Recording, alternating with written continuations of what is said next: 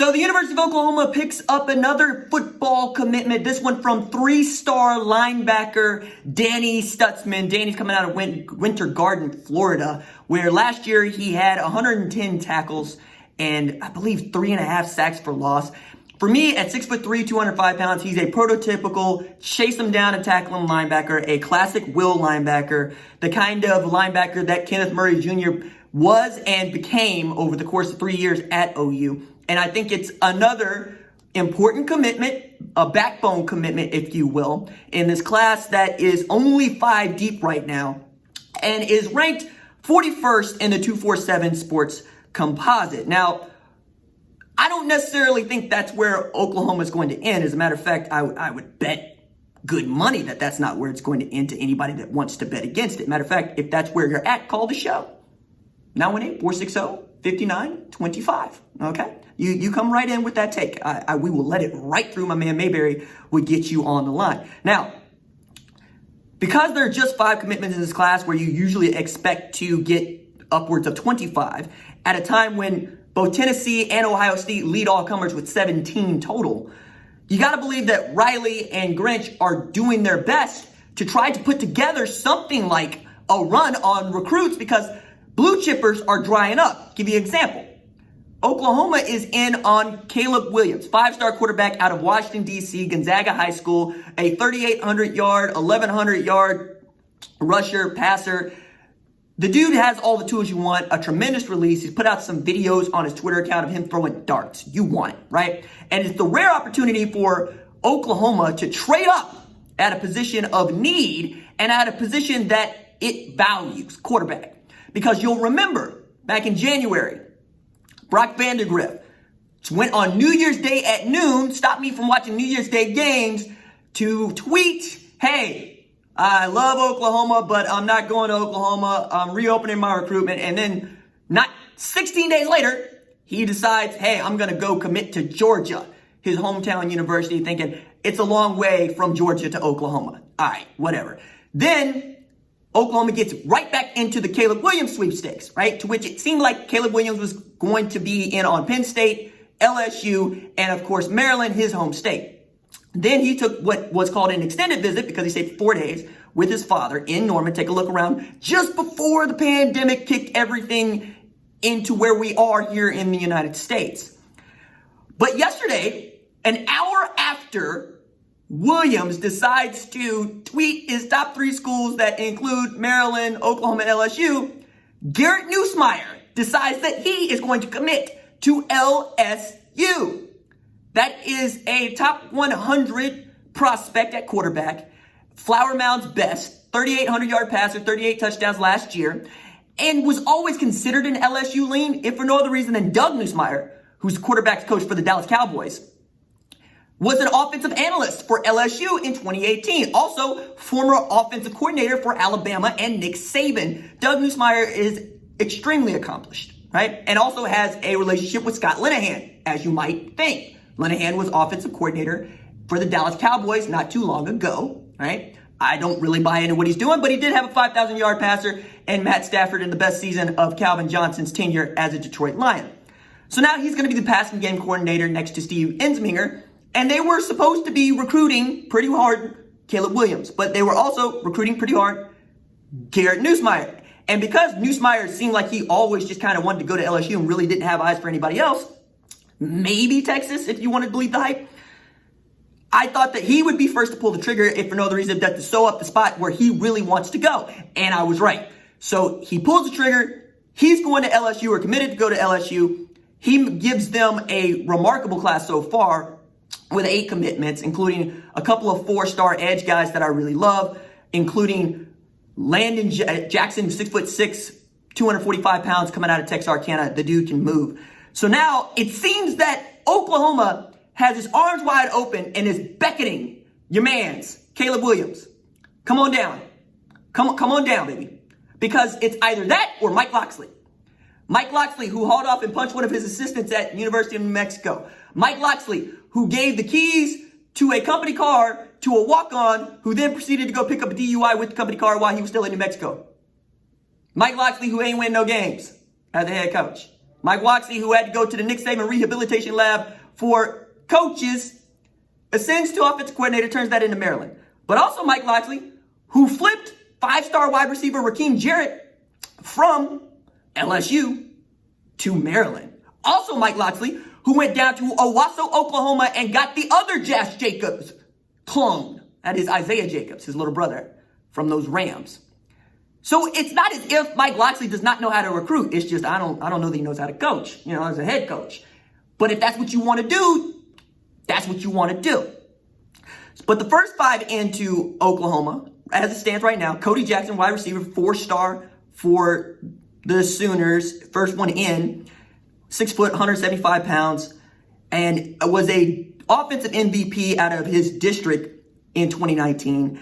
And his prototype is CeeDee Lamb. He wants to be like CeeDee Lamb, nicknamed Kojak. I really enjoy him. The comp to him in the NFL has been Marquise Lee. We'll see.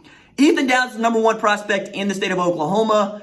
I have an argument that's ongoing about that with him and Kendall Daniels, but you cannot argue with Ethan Downs' size, 6'4", 240 pounds, runs like a deer.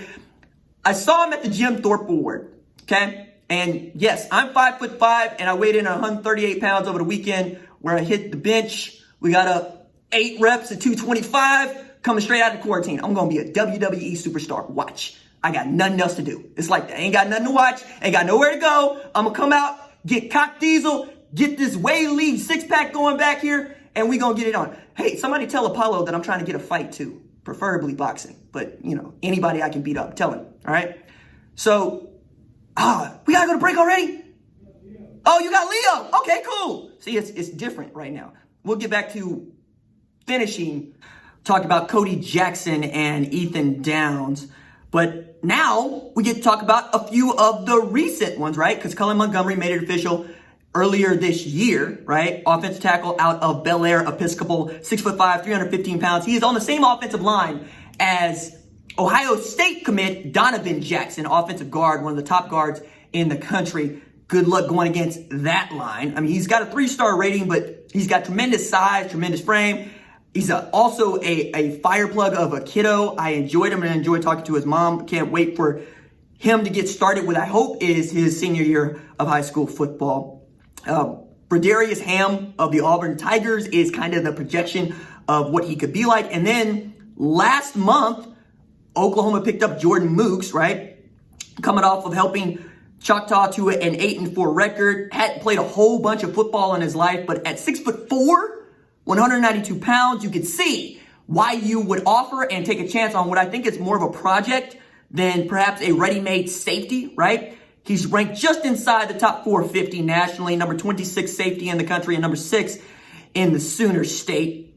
But that elite frame is what Alex Grinch is all in on because he wants longer, rangier, faster cornerbacks, to which I'm going, yeah, man, I like unicorns as much as anything else. But it seems he's able to find some of these guys, like Bryson Washington is 6'2". Justin Harrington, who's probably looking at playing some outside corner in addition to playing some slot, is 6'3", 210, though I think he's much more of a center fielder and pretty great center fielder, quite honestly. But in this league where you have dynamic wide receivers everywhere, Brennan Eagles at Texas, Tylan Wallace returning at Oklahoma State, you're going to need a guy that can take away a dominant threat. I don't know, kind of like Parnell Motley did, who shuts down Jamar Chase, shuts down Jalen Reagor, shuts down Denzel Mims, still can't get drafted. NFL, what are you doing? And then the latest guy in, as I mentioned earlier, Danny Stutzman, right? His position is listed at outside linebacker. I don't think he plays outside linebacker. I think he moves inside. I think he's got tremendous speed. I think he's got great instincts. And I think that Brian Odom can turn him into a dominating force in the middle. I need to add in here, I've been talking about his defensive prowess because that's what he's committed to play at Oklahoma as. But that dude had over 900 yards receiving, 12 touchdowns on 44 catches in 2019, playing both ways, right? So absolutely outstanding pickup for them when you're talking about value, right? And that's what Oklahoma's class so far has been. It's been tremendous value. It hasn't been a bunch of splash and panache. Though I'm a fan of splash and panache because splash and panache means 4 and 5 star. 4 and 5 star means you're much more likely to be playing for national championships in the future. Like, that's why we do the rankings thing, right? It's not to compare your kid to their kid, all right? It's not because I put so much stock into high school football, though I do love high school football. It's because if you're predicting success, there's no better predictor out there right now than recruiting rankings, which is why I continue to style on TU for finishing outside the top 100 when we're talking about recruiting. 112th, they finished in the 2020 cycle, right? Not in on Kendall Daniels, not in on Ethan Downs, not in on Jordan Mooks. Watched Eli Williams from Sapulpa go down to Texas Christian last year. Let Savion Morrison leave the state. Let Dax Hill go to Michigan. Let Josh Proctor go to Ohio State. And I'm just talking about the kids in this area, right? Let alone for you go out to Bishop McGinnis, because remember Brendan Walker? Yeah, he's in the 2020 class for Oklahoma. I'm just saying, a lot of this is just going after kids. And now you have things to show. Reggie Robinson is a 4th-round selection for the Dallas Cowboys. Travis Gibson is a 5th-round selection for Chicago Bears. But then again, you guys went to go Texas to go get him. So, what am I talking about there? The next guy's in, and not necessarily predictions, right? But just watching the crystal balls and watching how these kids have been talking to each other. It's a really fascinating group of kids, right? We're talking about Camar Wheaton, who is a 5-star tailback, tremendous speed, but it feels like SMU is ahead there because Sonny Dykes is basically doing the Billy Tubbs and saying, hey, why don't you make your name at a place that needs you to make your name? Why don't you run stuff here? Join Preston Stone. Same thing with Savion Byrd, right? He's there. Also, Bryce Foster's the next dude to watch after Caleb Williams, I believe, right?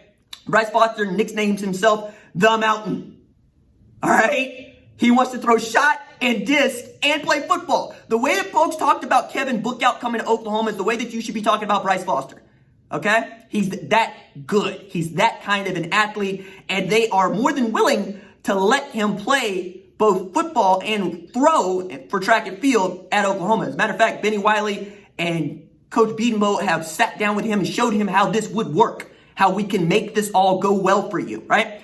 After that, you got to start looking perhaps at Latrell McCutcheon, right? Who I think of as being in on OU, especially since he made the trip down and took a visit and went with his best friend who might end up, Andrew Mabuka might end up at Texas before he ends up at Oklahoma, but it would be hard to separate the two if you can take both the two.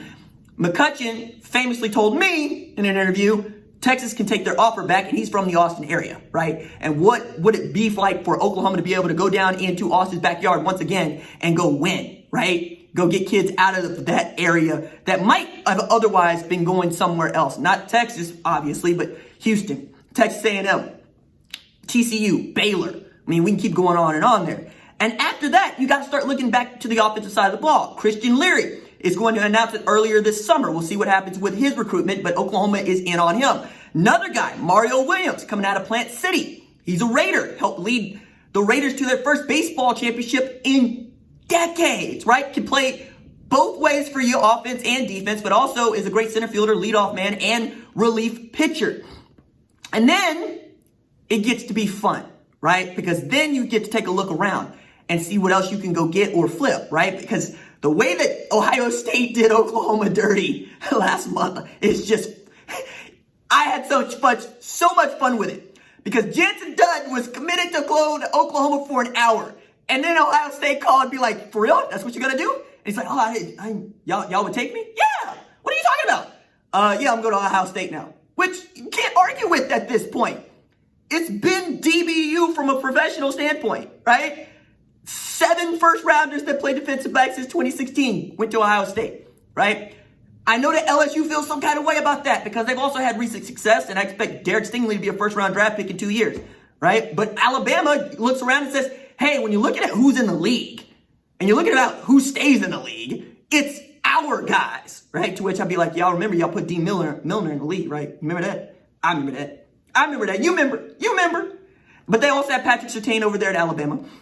We saw Trayvon Diggs get taken in the 2nd round by my Dallas Cowboys, right? Just before they took Neville Gallimore. Stand up, Jerry Jones. I love this so much, right?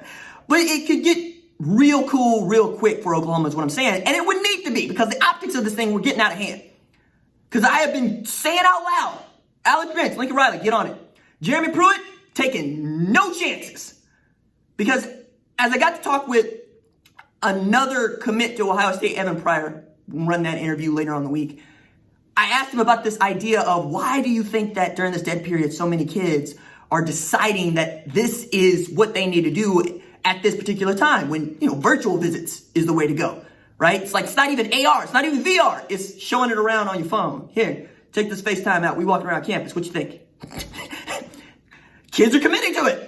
I said, is it that they're that strong? Is it that coaches are better at talking? He said, some are better at talking, right? Some are better at being on DMs. Some are better at being in text messages. Some are better at talking on the phone. But what it is kids are being told, and they're getting kind of some pressure about this spot might not be here. Whichever one of y'all pulls the trigger first is getting this spot. Specifically at these positions of like running back or wide receiver or safety or defensive back. These are all things that are very, very intriguing to me because that's the way that it's always been, right? Some offers are committable. Some offers are not. And the idea of a committable offer is one in which is in flux all the time, right? Because famously, Ty Armin did not have an offer from Oklahoma that he could commit to until early signing period. Going into the 2019 class, he gets a DM from Lincoln Riley saying, you still want to come to Oklahoma? He says, yes, sir. And he ends up at Oklahoma. Didn't last more than a year because it just didn't work out. It's going to SMU now. I wish him well. I think he's going to be an outstanding player. But that was a kid that was going to go to Arizona State, coming out of the Arlington Bowie High School where his father is the head coach. I think all these things are very interesting because we'll see these things moving and changing. Like, for instance, toward the end of the 2020 cycle for LSU, you saw Ed Orgeron kind of getting thrown under the bus by some of the recruits who's going, yeah, they just pulling offers now. Like, they just kicked me out of the boat because they can trade up. Major Burns going to end up at OU, then he's going to end up at LSU. Now he's at Georgia. You know what I mean? By the way, it is such an unfortunate name for a defensive back to be called Major Burns. I would have played another position. Maybe play wide receiver. I don't think I would have been playing defensive back with a name like Major Burns. But maybe he flips that, right? Maybe it becomes like calling Tiny Lister Tiny, because ain't nothing tiny about Tiny Lister. Maybe it becomes ironic. Or Mayberry, you remember The Wire with little Kevin? Yeah, little Kevin wasn't little. I think all of that is interesting. But